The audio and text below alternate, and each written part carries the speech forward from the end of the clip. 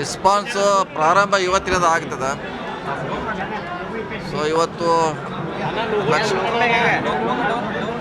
ಲಕ್ಷ್ಮಣ್ ಸವದಿ ಅವ್ರ ನೇತೃತ್ವದಲ್ಲಿ ಪ್ರಮುಖ ಕಾರ್ಯಕರ್ತರ ಸಭೆ ಮಾಡಿದ್ದೀವಿ. ಸೊ ಇನ್ನೂ 40 ದಿವಸ ಟೈಮ್ ಇದೆ, ನಮಗೆ ಸಾಕಷ್ಟು ಅವಕಾಶಗಳಿದೆ. ಜಿಲ್ಲಾ ಪಂಚಾಯತಿ ವ್ಯಾಪ್ತಿಯಲ್ಲಿ ಸಭೆಗಳನ್ನು ಮಾಡ್ತೀವಿ, ಕಾರ್ಯಕರ್ತರ ಸಭೆ ಮಾಡ್ತೀವಿ, ಬೃಹತ್ ಸಭೆ ಮಾಡ್ತೀವಿ. ಸೊ ಅದ್ರ ಜೊತೆಗೆ ಈಗಾಗಲೇ ನಮ್ಮ ಸೆಟಪ್ ಇದೆ, ನಾವು ಇನ್ನೇನು ಮಾಡಬೇಕಾಗಿಲ್ಲ. ಈಗಾಗಲೇ ಇಲ್ಲಿ ಶಾಸಕರಿದ್ದಾರೆ, ಶಾಸಕರ ನೇತೃತ್ವದಲ್ಲಿ ಸಂಘಟನೆ ಇದೆ, ಅದ್ರ ಜೊತೆ ನಾವು ಕೂಡ ಮಾಡ್ತೀವಿ. ಸೊ ಈಗ ಆಲ್ರೆಡಿ ಈ ಸಿದ್ಧತೆ ಮಾಡಿದ್ದೀವಿ.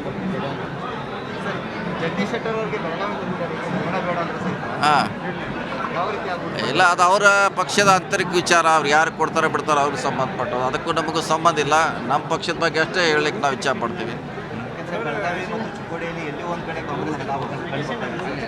ಇಲ್ಲ, ಅದು ಯಾರು ಕೊಡಬೇಕು ಅವ್ರ ಪಕ್ಷದ ತೀರ್ಮಾನ, ಅದು ನಾವು ಹೇಳಲಿಕ್ಕಾಗಲ್ಲ. ನಮ್ಮ ಪಕ್ಷದಷ್ಟೇ ನಾವು ನೋಡೋರು ಅಷ್ಟೇ.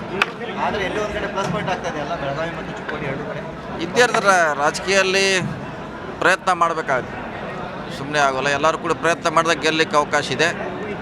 ಜಗದೀಶ್ ಶೆಟ್ಟರ್ ಕೊಟ್ಟರು, ಬೇರೆಯವರು ಕೊಟ್ಟರು, ಅದು ನಮಗೆ ಸಂಬಂಧಪಟ್ಟದ ವಿಚಾರ.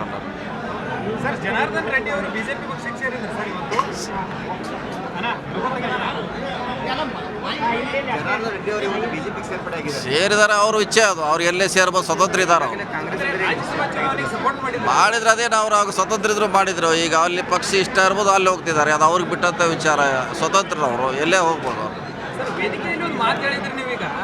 ಲಕ್ಷ್ಮಣ್ ಸವದಿ ಅವರು ಸಾವಿರಾರು ಕೋಟಿ ಅನುದಾನಕ್ಕೆ ಬೇಡಿಕೆ ಇಟ್ಟಿದ್ದಾರೆ. ಕಾಂಗ್ರೆಸ್ ಪಕ್ಷ ಏನಾದರೂ ಗೆದ್ದು ಸಾಧಿಸಿದ್ರೆ ಅಷ್ಟೇ ಅನುದಾನ ಬಿಡುಗಡೆ ಆಗುತ್ತೆ ಎಂಬ ನಿಟ್ಟಿನಲ್ಲಿ ಮಾತಾಡಿದ್ದಾರೆ. ಇದು ಏನು, ಯಾವ ರೀತಿ ಅಂತ? ಇದೇ ನಮಗೇನು ಗೊಂದಲ ಇಲ್ಲ, ನಿಮಗೆ ಗೊಂದಲ ಆಗಿದೆ. ಈಗಾಗಲೇ ನಾವು ಈ ಚುನಾವಣೆಯಲ್ಲಿ 2,000 ಕೋಟಿ ಲಕ್ಷ್ಮಣ್ ಸವದಿ ತಂದಿದ್ದಾರೆ. ಸೊ ಮುಂದೆ ನಾವು ಗೆದ್ದರೆ ಇನ್ನೂ ಹೆಚ್ಚಿಗೆ ಅನುದಾನ ಪಡೀಲಿಕ್ಕೆ ನಮಗೆ ಕೇಳಲಿಕ್ಕೆ ಶಕ್ತಿ ಬರ್ತದೆ. ಸೊ ಗೊಂದಲ ಏನಿಲ್ಲ.